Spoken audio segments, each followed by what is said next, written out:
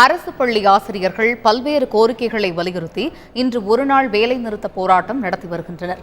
இருந்தபோதிலும் தமிழகம் முழுவதும் பள்ளிகள் திறக்கப்பட்டு மாணவர்கள் வழக்கம் போல பள்ளிக்கு சென்றனர்.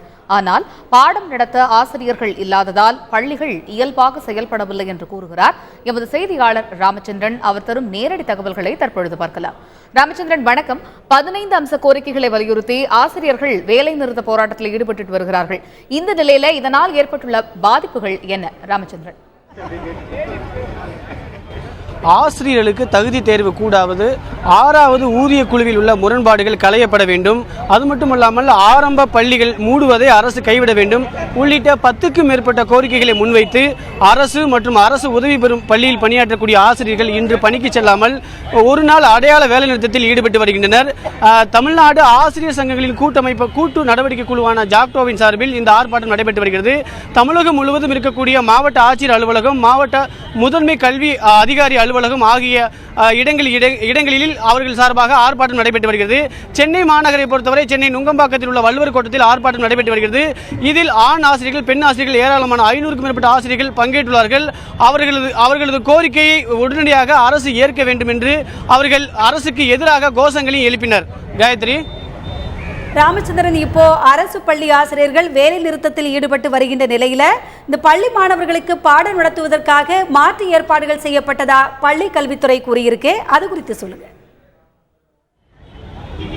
சென்னை மற்றும் சென்னையை சுற்றியுள்ள பள்ளிகள் இன்று வழக்கம் போல இயங்கின. ஆனால் பெரும்பாலான பள்ளிகளில் வகுப்புகள் இயங்கவில்லை என்பதே நம் கண்கூடாக பார்க்க முடிகிறது. குறிப்பாக சென்னை மாநகரில் நடைபெற்றிருக்கக்கூடிய அந்த நுங்கம்பாக்கத்தில் நடைபெற்ற ஆர்ப்பாட்டத்தில் 500க்கும் மேற்பட்ட ஆசிரியர்கள், பெண் ஆசிரியர்கள் மற்றும் ஆண் ஆசிரியர்கள் பங்கேற்றுள்ளார்கள்.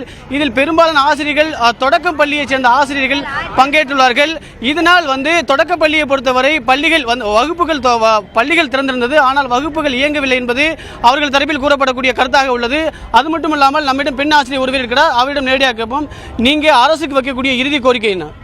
இந்த 15 அம்ச கோரிக்கை வச்சு இன்னைக்கு ஒரு நாள் அடையாள வேலை நிறுத்துறோம். இதில் 2004 2006 காலமுறை ஊதியமே அவங்களுக்கு நிர்ணயிக்க பண்ண முடியல. அவங்களால இயல்பான வாழ்க்கை சென்னையில் வாழவே முடியாது, அது மிகவும் கடினம். தமிழக முதல்வர் வந்த உடனே இந்த ஊதிய முரண்பாடெல்லாம் சரி செய்யறேன்னு சொன்னாங்க.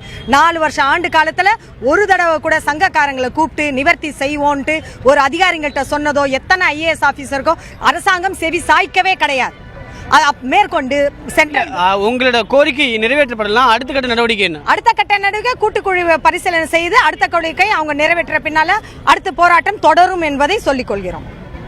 சௌதாமணி, நீங்க கேட்டீங்க, அதாவது உடனடியாக அரசு எங்களது கோரிக்கை செவிசாய்க்க வேண்டும், உடனடியாக கோரிக்கை நிறைவேற்ற வேண்டும்.